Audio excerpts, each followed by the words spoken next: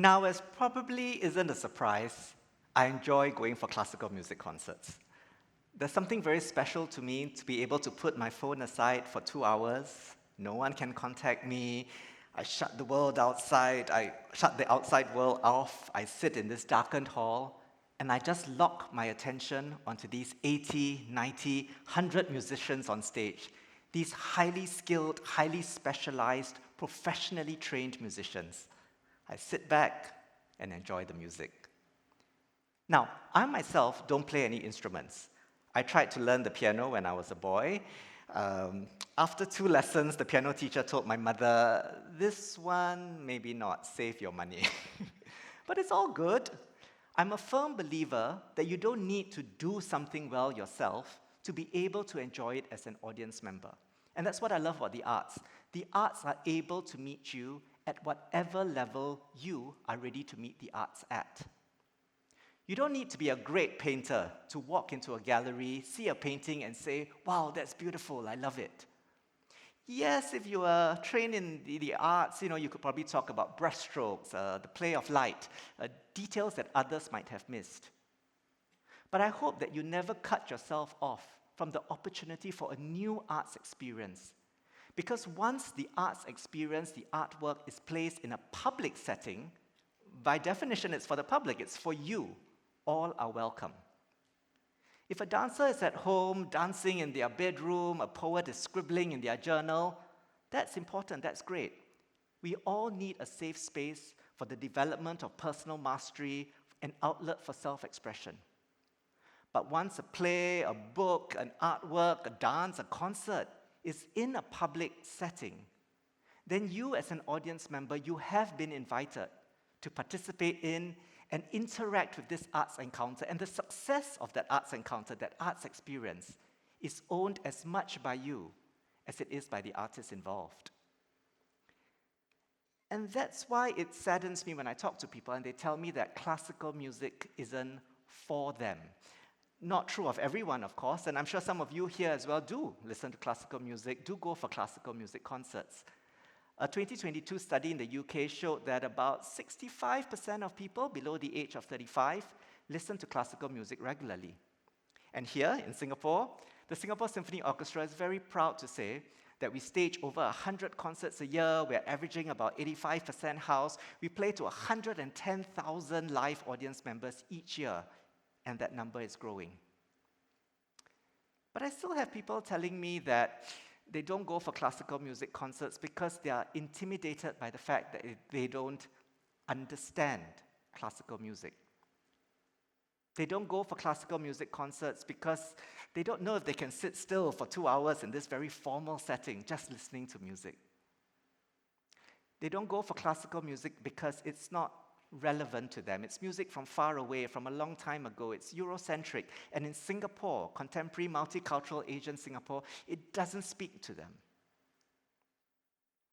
Let's look at each of these in turn. One of the reasons why classical music has gained in popularity, especially during the pandemic and after the pandemic, is generally said to be because classical music doesn't have lyrics. That means there isn't a message that you need to get, which is probably very resonant for people in an age of information overload. You can just, and many people actually say that what they do is they listen to classical music while doing something else. They put it on while they are cooking or doing their housework.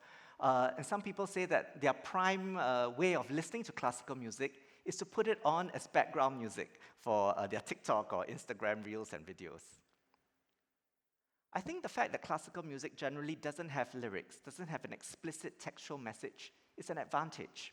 Because that means that when you go for a classical music concert, you don't have to feel any pressure to make sense of it. You can just go into the hall, immerse yourself in the music, what is essentially a universal language, and just let whatever response you have emerge. It's different for professional musicians, of course, like Mr. Roberto.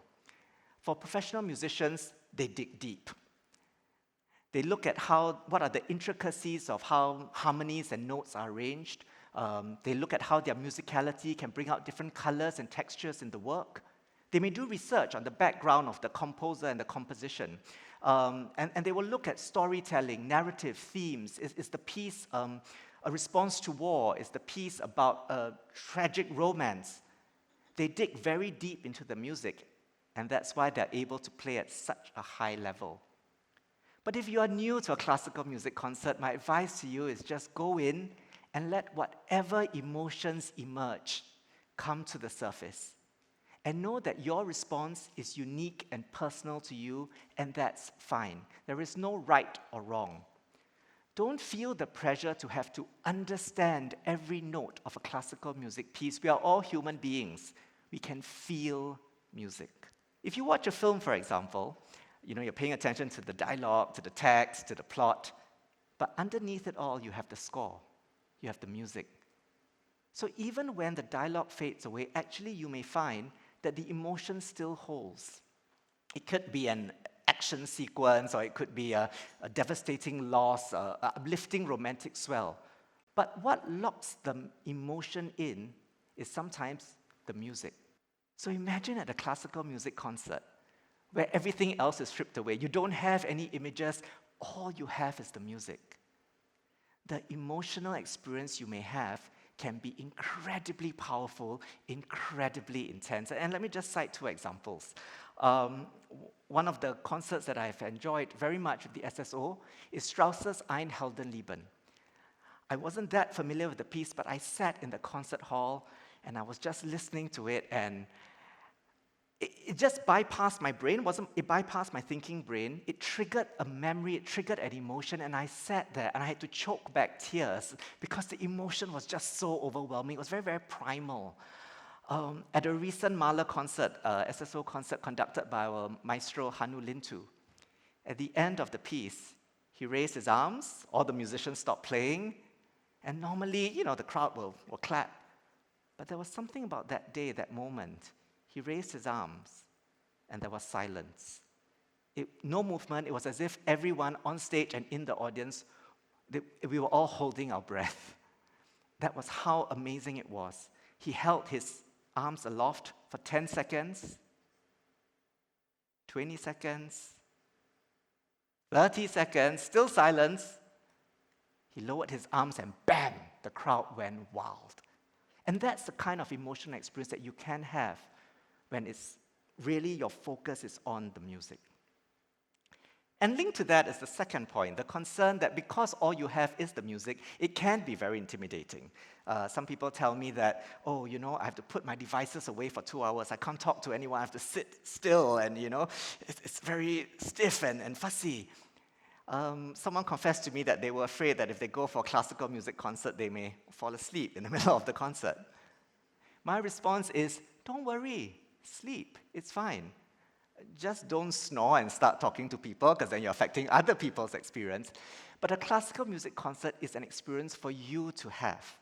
So let your mind drift away if it has to. Let it drift back. Let it engage in the music and drift away again. It's fine. Now, I myself feel that it is important for us to invest in our own time, to show up for ourselves and say, hey, during these 2 hours, I'm going to be here for me. I'm going to be alone with my thoughts and my feelings, and I'm just going to focus on the music. You won't really be alone. There'll be 1,500 people around you in the concert hall. There'll be 100 musicians on stage, but you can't talk to anyone. You can feel their energy, but otherwise, you are really putting an investment in yourself, in your time, to be alone with your thoughts and your feelings. And I hope that we remember that in this ever busy and noisy world, that we take this time, we treasure it, we lean into it and enjoy it and have fun with it and take it as an adventure, that we are going to show up for ourselves and we're going to not just feel the pressure to always talk, but also have the space to listen, to cultivate patience and stillness. But if you're still daunted by the fact that you're going to be sitting still for 2 hours, be assured that many orchestras and concerts now have a wide range of different types of formats of concerts, something that's suitable for a wide range of people, because concerts organizers know they have to be more accessible. So, for example, we have concerts now that are just 1 hour long. We have concerts that are, instead of the usual 2 to 3 pieces, You have a variety of short pieces with the conductor speaking from the podium to introduce the pieces, to guide the flow. Another thing that's very popular are live-to-film concerts, where the film is screened with the dialogue, with the sound effects, but not the score. The score is played live by the orchestra. Many orchestras also now have children's concerts, family concerts, pop concerts, where it's a much more relaxed atmosphere as well, to be more inviting. I titled this presentation in my draft as Beethoven in Bishan. And the reason for this is because the SSO recently did a performance in Bishan of Beethoven and other composers as well. Oops, sorry. And as you can see, it's a very relaxed environment. People are coming in their t-shirt and their shorts and their slippers, and it's fine. It was just a 1-hour concert, so it was in a school in Bishan, but was open to members of the public, to the community, and to the neighborhood. So you will be able to find something that suits you, but you have to take that first step. Which then brings me to my third point, which is the concern that classical music is not relevant or resonant, especially in Singapore, contemporary, multicultural Asian Singapore. And to that, what I will say is, good music is good music. If I, as a Singaporean, want the rest of the world to listen to Singapore musicians, then I have to be open to music from outside Singapore as well. And in fact, I find it very exciting when I see Singaporeans doing well in classical music, because it means that they are able to excel in a field that is universally loved, revered, and benchmarked.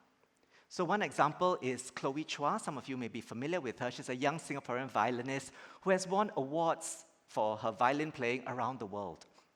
We have Singapore conductor Wong Kah-chun, who was appointed as the principal conductor for the Halle Orchestra in Manchester. I'm very proud of them. It's a bit like with sports and our Olympians, like Max Mader. Kite foiling wasn't invented by Singapore. We don't kite foil in a uniquely culturally Singapore way, But it's a professional field of practice that has these international global standards and benchmarks. And wow, I take great pride in the fact that Singaporeans can meet that benchmark. And of course, classical music, even though it may have started in the West, in Europe, has long extended its reach beyond that. Almost all Asian countries have their own orchestra. And in Vietnam, we're just talking about building a new concert hall. I was just reading about a classical music website in the Philippines.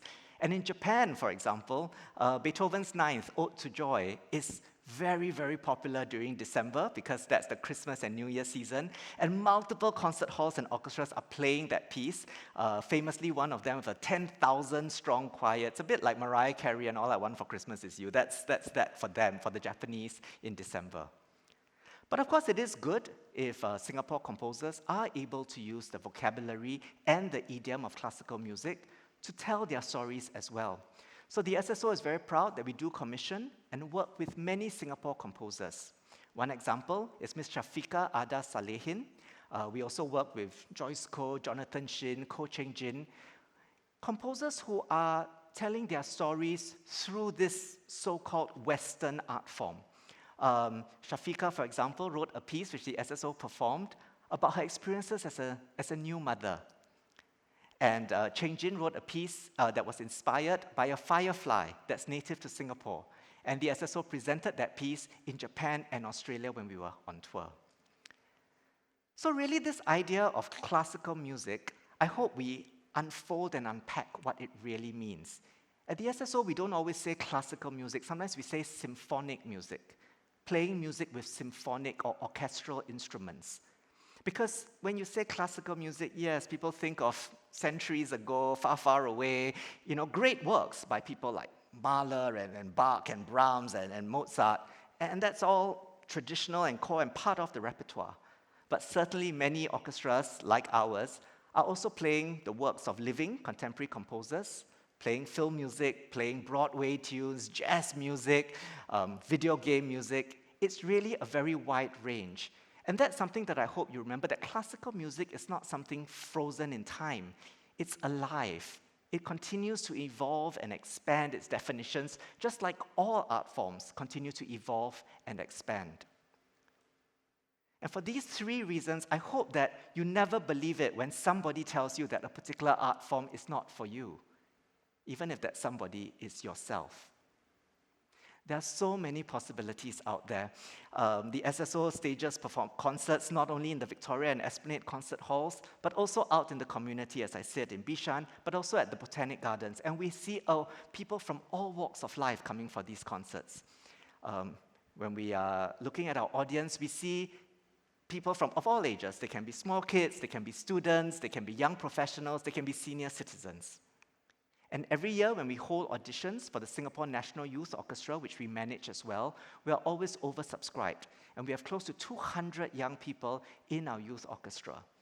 The idea that classical music is niche, it's just for a select group of people, is not true. Let me close with a small anecdote. There's a regular SSO concert goer that I speak to, and he was telling me that he comes for concerts because when he's going through a difficult time, the emotional uplift that he gets from a concert really helps him to manage his emotions. He comes for concerts on his own. His friends are out, and he comes for the concert, he meets them later. One day, his parents said to him, hey, you're so passionate about this thing, classical music. We want to understand it too. So the parents started going for concerts with him, and it became a family thing. Recently at a concert, I saw the parents, so I went up to them and I said, hey, where's your son? Where's he? And they said, oh, he doesn't come, he's not available, he's not able to come tonight. So we are here without him because now we love classical music on our own. And so they come for concerts on their own as well. So I hope you will take this journey. I hope you will unfold yourself and be open to classical music if you aren't already, and that I'll see you at one of our concert halls very soon. Thank you very much.